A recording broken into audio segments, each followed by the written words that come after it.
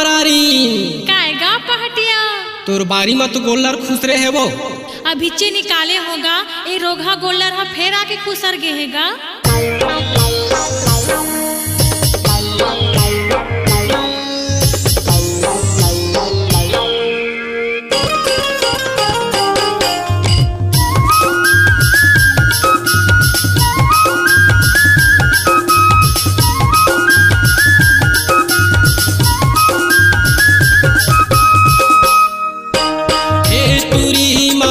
देखे रही बे तोरे बारी वो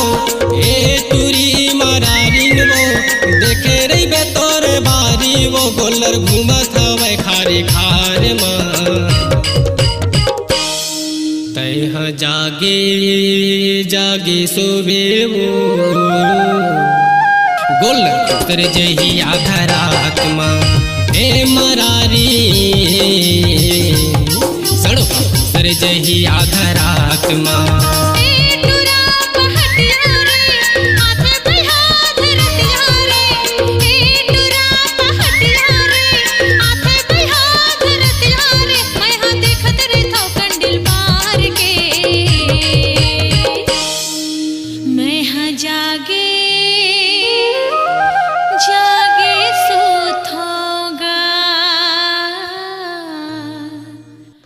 खुसर जाते बात टोर के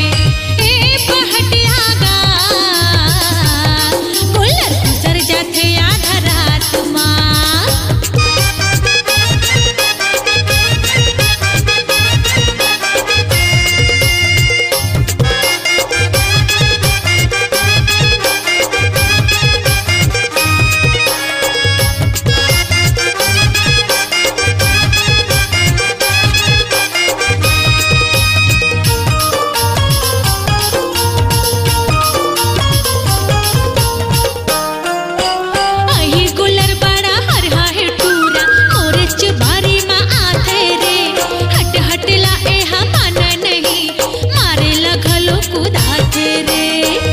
रूढ़े नहीं चारों मुड़ा टोरी हेला है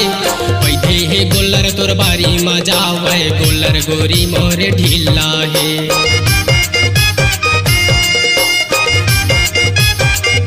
अही गोल्लर बड़ा हरहा है टूरा मोरे बारी मां आथे रे हट हटला ए हम नहीं मारे लगलो कुदाथे रे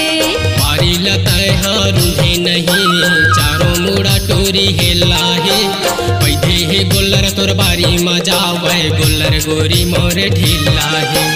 खाए गदेली मतंग है सढ़वा खाए गदेली मतंग है सढ़वा दौड़ा थवाए बर दौहर मां ए पहटिया काय वो ए गोल्लर का खरेगा ये गोल्लर तो गांव भर के ढीले वो ते नहीं जानच का मैं नहीं जानूंगा तो सुनना तो काय बताना तैह जागे जागे सोबे वो गोल्लर उतर जही आधा रात मां ए मरारी सड़ो उतर जही आधा रात मां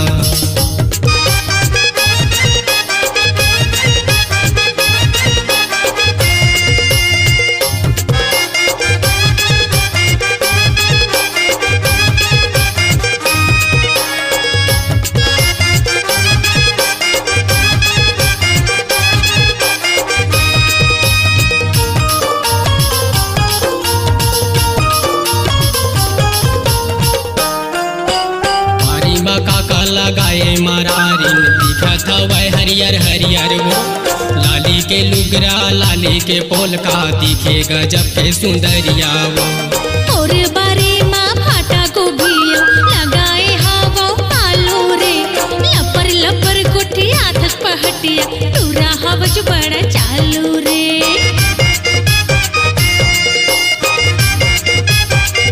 बारी मां काका लगाए मरारिन दिखत हवे हरियर हरियर वो लाली के लुगरा लाली के पोलका दिखे गजब के सुंदरिया वो और बारे मां फाटा को भियो लगाए हवो आलू रे लपर लपर गुठी हाथ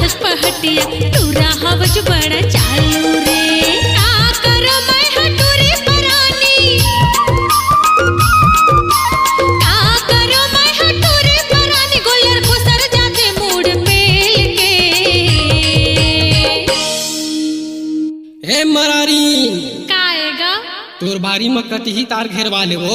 नहीं तो कोनो ला रखवार लगा ले लेना ता तही लग जा तो बोला काय देवे टूरी तो रोज ही ले देहूंगा ऐसे देवे ना होगा तह जागे जागे सोवे वो गोल तर जही आधा रात माँ हे मरारी सड़ो तर जही आधा रात माँ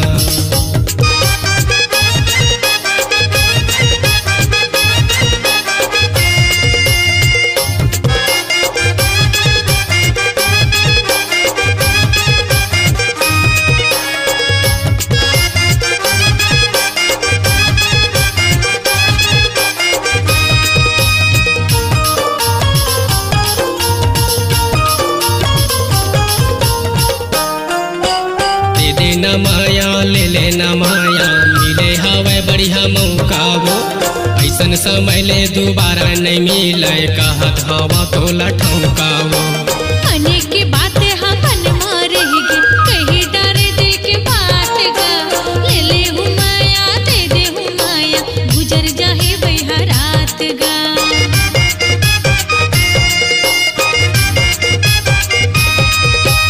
दे देना माया ले लेना माया मिले हवे बढ़िया मौका वो ऐसन समय ले दोबारा नहीं मिले कहत हवा तो लठौका वो अने की बात हम मन मारेगी कहीं डरे दिल की बात गा ले ले हूँ माया दे दे हूँ माया गुजर जाए वही रात गा मंगनी में माया मैं मांगा नहीं वो मंगनी में माया मैं मांगा नहीं वो दे दे मोला तय बुधार तय जागे जागे सोवे वो गोल तर जही आधा रात माँ हे मरारी सड़ो तर जही आधा रात माँ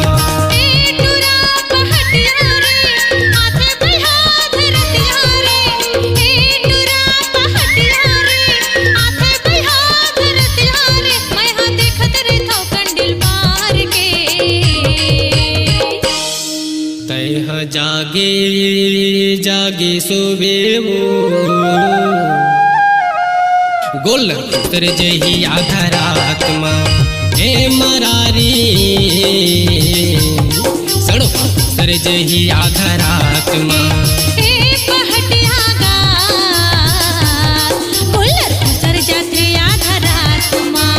हे मरारी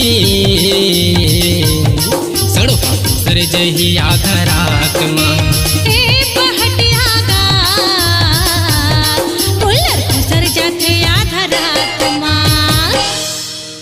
अपनी आवाज को दीजिए एक नया मुकाम। डिजिटल रिकॉर्डिंग की दुनिया का जाना पहचाना नाम स्वरांजलि, जहां गूंजती हैं ध्वनियां अपनी माटी की सौंधी सुगंध के साथ। छत्तीसगढ़ी संगीत के विविध रंग जो पहुंचाते हैं पूरे प्रदेश में डिजिटल रिकॉर्डिंग के संग। स्वरांजलि स्टूडियो, नेमीचंद गली नंबर 2, गंजपारा, रायपुर।